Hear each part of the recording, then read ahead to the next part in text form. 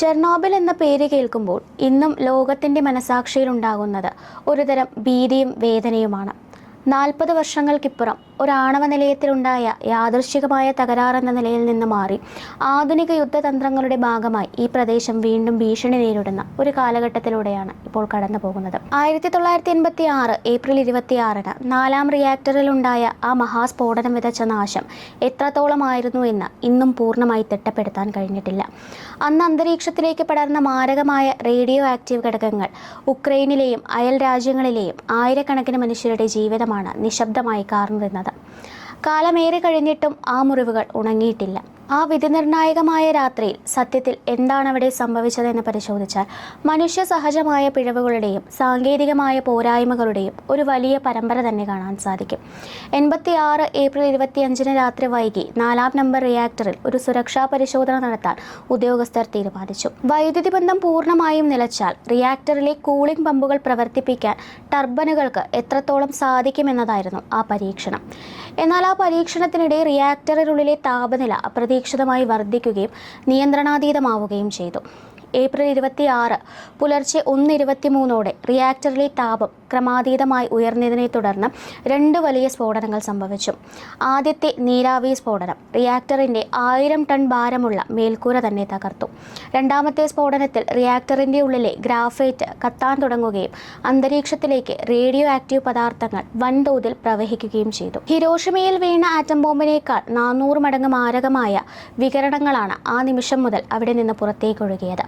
സ്ഫോടനത്തിന് പിന്നാലെ തീ അണയ്ക്കാൻ ഓടിയെത്തിയ അഗ്നിശമന സേനാംഗങ്ങൾക്ക് തങ്ങൾ നേരിടുന്നത് മാരകമായ റേഡിയേഷനെയാണെന്ന് അറിയില്ലായിരുന്നു.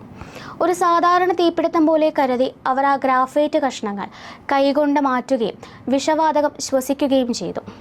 ആദ്യ മണിക്കൂറുകളിൽ തന്നെ 30ഓളം പേർ മരണപ്പെട്ടെങ്കിലും ദുരന്തത്തിൻ്റെ വ്യാപ്തി പുറം ലോകമറിയാൻ ദിവസങ്ങളെടുത്തു. പ്രീപാറ്റ് എന്ന മനോഹരമായ നഗരം 36 മണിക്കൂറുകൾക്ക് ശേഷം ഒഴിപ്പിക്കപ്പെടുമ്പോൾ 10,000-കണക്കിന് ആളുകളുടെ അദൃശ്യമായ വിഷവാതക രോഗികളായി മാറുകയായിരുന്നു. സോവിയറ്റ് ഭരണകൂടം വിവരങ്ങൾ മറച്ചുവെക്കാൻ ശ്രമിച്ചെങ്കിലും സ്വീഡൻ ഉൾപ്പെടെയുള്ള അയൽ രാജ്യങ്ങളിൽ റേഡിയേഷൻ നില ഉയർന്നത് കണ്ടെത്തിയതോടെയാണ് ചരിത്രത്തിലെ ഏറ്റവും വലിയ ആണവ ദുരന്തം ലോകം തിരിച്ചറിഞ്ഞത്. ചെർണോബിൽ വിതച്ച നാശനഷ്ടങ്ങൾ കേവലം ഒരു നിശ്ചിത കാലയളവിൽ ഒതുങ്ങുന്നതല്ല, മറിച്ച് തലമുറകളോളം നീണ്ടു നിൽക്കുന്ന ഒരു വലിയ ദുരന്തമായാണ് ഇന്നും ലോകം അതിനെ കാണുന്നത്. ഈ ദുരന്തത്തിൻ്റെ ഏറ്റവും ഭീകരമായ വശം അത് മനുഷ്യൻ്റെ ആരോഗ്യത്തിലുണ്ടാക്കിയ ആഘാതങ്ങളാണ്. സ്ഫോടനത്തിന് പിന്നാലെ അന്തരീക്ഷത്തിൽ പടർന്ന radioactive iodine Ukraine, Belarus, Russia എന്നീ രാജ്യങ്ങളിലെ ആയിരക്കണക്കിന് കുട്ടികളെയാണ് നേരിട്ട് ബാധിച്ചത്.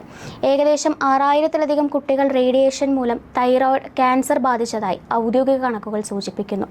ഇതിനു പുറമെ ലുക്കീമിയ പോലുള്ള രക്തസംബന്ധമായ അസുഖങ്ങളും ദൂരവ്യാപകമായി ജനതിക വൈകല്യങ്ങളും ഈ മേഖലയിലെ ജനങ്ങളിൽ ഇന്നും കണ്ടുവരുന്നുണ്ട്. നിലയത്തിന് ചുറ്റുമുള്ള 30 കിലോമീറ്ററോളം പ്രദേശം ഇന്നും എക്സ്ക്ലൂഷൻ സോൺ അഥവാ മനുഷ്യവാസമില്ലാത്ത മേഖലയായി തുടരുകയാണ്. 10,000-കണക്കിന് ആളുകൾക്ക് തങ്ങളുടെ വീടുകളും സമ്പാദ്യങ്ങളും ഉപേക്ഷിച്ച് പലായനം ചെയ്യേണ്ടി വന്നു.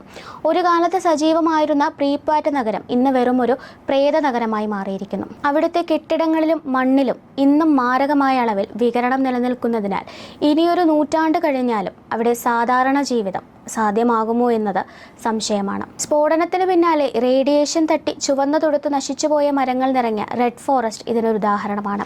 മനുഷ്യ സാന്നിധ്യം ഈ വനങ്ങളിൽ മൃഗങ്ങളുടെ എണ്ണം വർദ്ധിക്കുന്നുണ്ടെങ്കിലും അവയുടെ ശരീരത്തിൽ വലിയ തോതിലെ ജനതിക വ്യതിയാനങ്ങളും റേഡിയേഷൻ അളവും കണ്ടെത്തിയിട്ടുണ്ട്. സാമ്പത്തികമായും രാഷ്ട്രീയമായും ചെർണോബിൽ ഉണ്ടാക്കിയ ആഘാതം വളരെ വലുതാണ്. സോവിയറ്റ് യൂണിയന്റെ തകർച്ചയ്ക്ക് പോലും ഈ ദുരന്തം ഒരു പ്രധാന കാരണമായി എന്ന് ചരിത്രകാരന്മാർ വിലയിരുത്തുന്നു. ദുരന്തത്തിന്റെ വ്യാപ്തി മറച്ചുവെക്കാൻ ഭരണകൂടം നൽകിയ ശ്രമങ്ങൾ ജനങ്ങൾക്ക് സർക്കാരിൽ ഉണ്ടായിരുന്ന വിശ്വാസം തന്നെ തകർത്തു. കൂടാതെ ദുരന്ത നിവാരണത്തിനായി ചെലവാക്കേണ്ടി വന്ന ഭീമമായ തുക ആ രാജ്യത്തിന്റെ സാമ്പത്തിക ഭദ്രതയെയും ബാധിച്ചു. ചുരുക്കത്തിൽ ചെർണോബിൽ എന്നത് അവസാനിച്ചൊരു ചരിത്രമല്ല, മറിച്ച് ഇന്നും പുകഞ്ഞുകൊണ്ടിരിക്കുന്ന ഒരു മുറിവാണ്. അശ്രദ്ധയും നിലവിലെ യുദ്ധ സാഹചര്യങ്ങളും ഈ ഭീഷണിയെ വീണ്ടും ഉയർത്താൻ സാധ്യതയുണ്ടെന്ന സത്യം ലോകം ഗൗരവത്തോടെ കാണേണ്ടതുണ്ട്. നിശബ്ദമായി ഇന്നും കാർന്നു തിന്നുന്ന ഈ റേഡിയേഷൻ മനുഷ്യന്റെ അഹന്തയ്ക്ക് പ്രകൃതി നൽകിയ ഒരു വലിയ താക്കീതായി അവശേഷിക്കുന്നു. News desk, India mirror.